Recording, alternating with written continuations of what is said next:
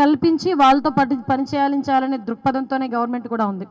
ఇందులో విషయం ఏంటంటే నిజంగా ఒక చిన్న నేను లోపలికి వెళ్ళేసరికి వన్ ఆఫ్ ద మూమెంట్లో కొంచెం ఎమోషనల్ కూడా అయ్యా. ఎక్కడ వెళ్ళి అయ్యానంటే స్వప్న బ్లాక్,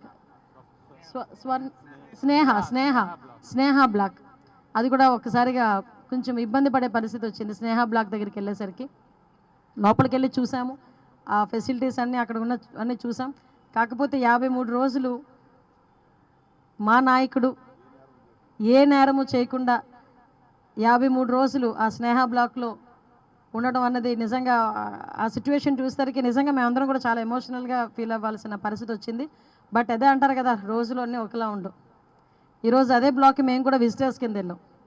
అది బ్యూటీ ఆఫ్ డెమోక్రసీ. వాసు గారిని కూడా తీసుకెళ్ళి ఏ బ్లాక్లో పెట్టారు మమ్మల్ని? స్నేహ బ్లాక్ రూమ్ నెంబర్ 11లో పెట్టారు. ఆయన చూసుకున్నారనమాట, ఈ బ్లాక్లో నేను ఉన్నాను, నన్ను పెట్టారు ఈ బ్లాక్లో కూడా నన్ను. అంటే ఓవరాల్గా అయిపోయిందంటే బ్యూటీ ఆఫ్ డెమోక్రసీ అదే.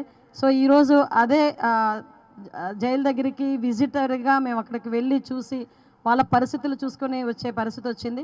కానీ ఒకటేంటంటే ఒకటే చెప్తాను, రాజకీయాల తర్వాత ఉన్నైనా మాట్లాడుకోవచ్చు, కానీ ఏ రోజు కూడా తప్పు చేయని వాడు అన్నది వాడు ఎవరు కూడా అందులోకి వెళ్ళే పరిస్థితి రాకూడదు. అదే మేము అందరం కూడా కోరుకుంటున్నాం. ఈరోజు జైలుకి సిబ్బందికి సంబంధించి ప్రతి ఒక్క ఫెసిలిటీస్ కల్పించడంలో కానీ అదేవిధంగా వాళ్ళకి జైల్లో సౌకర్యాలు కల్పించడంలో కానీ అన్ని కూడా ముందుంటాం. ఇంకొక విషయం చెప్పాలండి, లాస్ట్ టైం వైజాగ్ నేను సెంట్రల్ ప్రిజన్ విజిట్ చేసినప్పుడు ఇంచుమించుగా 11 నెలల వరకు ఫుడ్ బిల్స్ కూడా ఆ రోజుకి ఇవ్వలే. 11 నెలల ముందు నుంచి ఫుడ్ బిల్స్ కూడా ఇవ్వలే. రీసెంట్గా మా గవర్నమెంట్ వచ్చిన తర్వాత ఈ ఖైదీలకి సంబంధించిన ఫుడ్ బిల్స్ అన్నీ కూడా క్లియర్ చేసి ఈరోజు మొత్తం అంతా కూడా స్ట్రీమ్ లైన్లో పెట్టాల్సిన పరిస్థితి వచ్చింది. అన్నీ కూడా సర్దుబాటు చేసుకున్నాం, అన్నీ కూడా క్లియర్ కట్గా జరుగుతున్నాయి.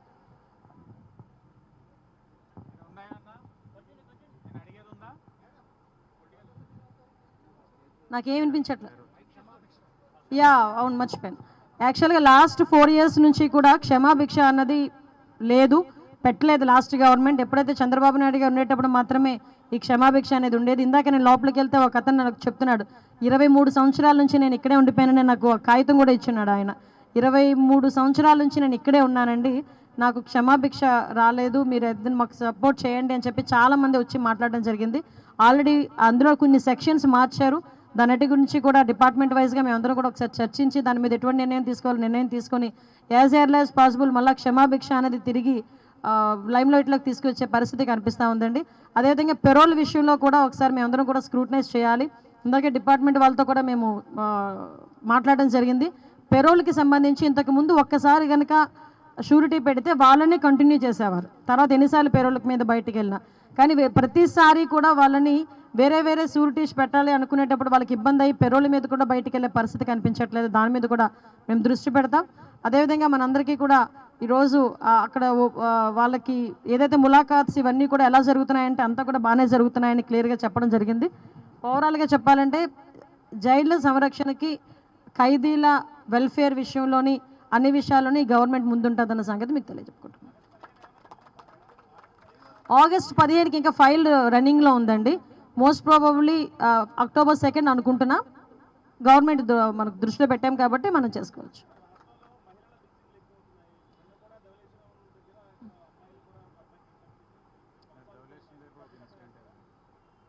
ఇద్దరు అమ్మాయిలది కదా, ఆల్రెడీ ట్రేస్ అవుట్ అయ్యింది, వాళ్ళందరినీ కూడా పట్టుకున్నారు. ఎవరైతే వాళ్ళు తీసుకెళ్లారో ఆ పిల్లల్ని కూడా పట్టుకోవడం జరిగింది, వాళ్ళని కూడా పట్టుకోవడం జరిగింది. ఓవరాల్గా ఇక్కడ ఒక విషయం చెప్పాలండి, ఎక్కడ ఏం జరిగినా పోలీసులు చాలా ఫర్మ్గా వర్క్ చేస్తున్నారు. పోలీసులు వితిన్ 48 అవర్స్లో కానీ ఎక్కడ పెద్ద కేసు అయితే వితిన్ 1 వీక్లో మాత్రం వాళ్ళందరినీ కూడా పట్టుకొని వాళ్ళందరినీ కూడా రిమాండ్కి పంపించి పోక్సో యాక్ట్ అయితే పోక్సో యాక్ట్ కట్టి ఇమీడియట్గా ఫాస్ట్ ట్రాక్ కోర్ట్స్ కూడా ఏర్పాటు చేసుకొని అక్కడ శిక్ష పడేదానికి ఇంచుమించు 3-4 నెలల్లోనే శిక్ష పడేదానికి కూడా పోలీస్ డిపార్ట్మెంట్ వాళ్ళు వాళ్ళ కార్యక్రమాలన్నీ కూడా పూర్తి చేస్తున్నారు. ఎక్కడా కూడా ఎటువంటి నెగ్లిజెన్సీ లేదు. కావాలని బురద చల్లుతున్నారు తప్పించి, ప్రతిపక్షాల్లో ఉన్న వాళ్ళు కావాలని బురద చల్లుతున్నారు తప్పించి, ఏదైనా ఉంటే కనుక ఓపెన్ డిస్కషన్స్కి నేను రెడీ అని చెప్తున్నా. ఏం జరగాలనుకుని ఇప్పుడు జరుగుతున్న సిచ్యువేషన్స్, అన్ఫార్చునేట్లీ జరుగుతున్న సిచ్యువేషన్స్ మనం కంట్రోల్ చేసుకోవాల్సిన బాధ్యత ఉంది. కంట్రోల్ అవ్వలేనప్పుడు కాదు, ఆల్రెడీ ఇన్సిడెంట్స్ జరుగుతున్నప్పుడు కంపల్సరీగా పోలీసులు కూడా చాలా ఫర్మ్గా వర్క్ చేస్తున్నారు. పోలీస్ డిపార్ట్మెంట్తో ఎక్కడ కూడా ఎటువంటి ఇబ్బంది లేదు. ఎవరు ఆయన మాట్లాడడమే పెద్ద చెవులో క్యాబేజీ పెట్టినట్టు ఉంటుంది. శాంతి భద్రతల గురించి ఆయన మాట్లాడడం ఏంటండి, బుర్రబన్యాసే మాట్లాడుతున్నాడు ఆయన. ఆయన నిజంగా ఆయన ఉంటేనే శాంతి భద్రతలకు కరువు వస్తున్నాయి మాకు అక్కడ. యాక్చువల్గా మొన్న వచ్చి ఒక మాట అన్నాడు, ఎవరైతే మర్డర్కి ప్రేరేపించిన కూడా తీసుకెళ్ళి జైల్లో వేయాలట. అదే కనుక జైల్లో వేసేయాల్సిన పరిస్థితి వస్తే ఫస్ట్ వేయాల్సిన జగన్మోహన్ రెడ్డిని వేయాలి. వివేకానంద రెడ్డి హత్య కేసులో చేతులన్నీ ఎవరివైపు చూపిస్తున్నాయో, దేశం మొత్తం మీద చేతులన్నీ, ఇంక్లూడింగ్ వివేకానంద రెడ్డి గారి కూతురు చేయి కూడా ఎటువైపు చూపిస్తుందో మనందరికీ తెలుసు. అటువంటిది అలాంటి వాళ్ళు ఈరోజు వాళ్ళ కింద ఏదో గులివింద కిందకి కింద మచ్చని తెలియదంట ఎవరికైనా. వాళ్ళ కింద ఉన్న మచ్చల గురించి మాట్లాడడం మానేసి ఏమండి మాట్లాడుతున్నారు శాంతి భద్రతల గురించి. ఇదే రాజమండ్రిలో దిశ పోలీస్ స్టేషన్ ఓపెనింగ్ రోజు ఒక అమ్మాయిని గ్యాంగ్ రేప్ జరిగి అదే రోజు సాయంత్రం తీసుకొచ్చి ఆటోలో వదిలేసి వెళ్ళిపోయిన సంఘటన మీరు ఎవరైనా మర్చిపోయారా? ఇక్కడ ఉన్న రాజమండ్రి ప్రెస్ ఎవరైనా మర్చిపోయారా?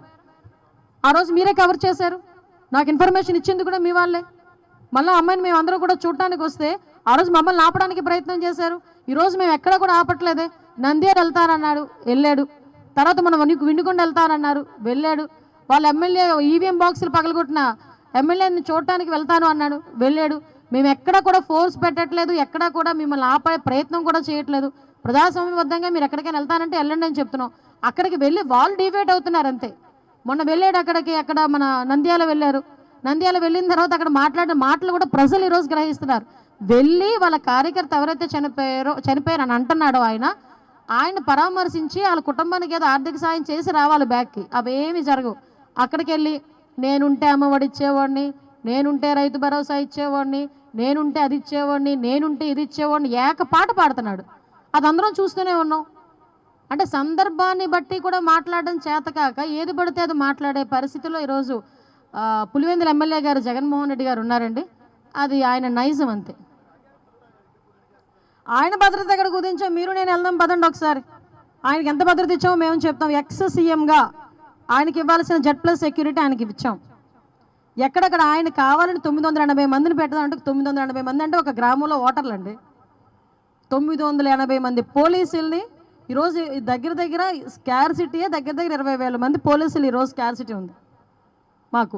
అందులో 980 మందిని ఒక క్యాండిడేట్కి మేము రక్షణకి పంపించాలి. దేనికి రక్షణ? ఈరోజు ఆయన దేనికి భయపడుతున్నాడు అంటే నాకు ఎక్కడో చిన్న డౌట్ కొడుతుంది. ఏంటంటే ఈయన అప్పుడు పోలీసులను అడ్డం పెట్టుకొని పరదాలు కట్టుకొని చెట్లు నరికించేసుకొని ఆ భద్రతా వలయంలో తిరగడం అలవాటు అయిపోయింది. ఈరోజు నిజంగా కనుక బయటకు వస్తే ప్రజలు ఏమైనా తంతారని భయపడుతున్నాడా జగన్మోహన్ రెడ్డి? అందుకే 980 మందిని సెక్యూరిటీ అడుగుతున్నాడు. ఈరోజు దేనికి అడగాలి 980 మందిని సెక్యూరిటీ? నేను ఏమంటానంటే as per rule, as per norms ఒక ఎక్స్ సీఎంకి ఇవ్వాల్సిన సెక్యూరిటీని ఇచ్చాం. బుల్లెట్ ప్రూఫ్ వాహనాలు ఇస్తున్నాం. ఇప్పుడు ఈ రోజుకి కూడా చంద్రబాబు నాయుడు గారు హైదరాబాద్ వెళ్తే సఫారీయే ఇస్తారు బుల్లెట్ ప్రూఫ్. కావలసిన డిపార్ట్మెంట్ వాళ్ళు ఉన్నారు ఇక్కడ, అడగండి మీరు. అదే అందుకే ఫార్చునర్ కానీ సఫారీ కానీ ఏదో ఒకటి ఇస్తారు అక్కడ. ఆయన దగ్గర సంథింగ్ ఇంకొకటి ఏదో ఒక 2 వెహికల్స్ ఉన్నాయి బుల్లెట్ ప్రూఫ్ వెహికల్స్. సో ఓవరాల్గా చెప్పాలంటే ఆయన భద్రతను ఎక్కడా కూడా ఎవ్వరూ తగ్గించలే.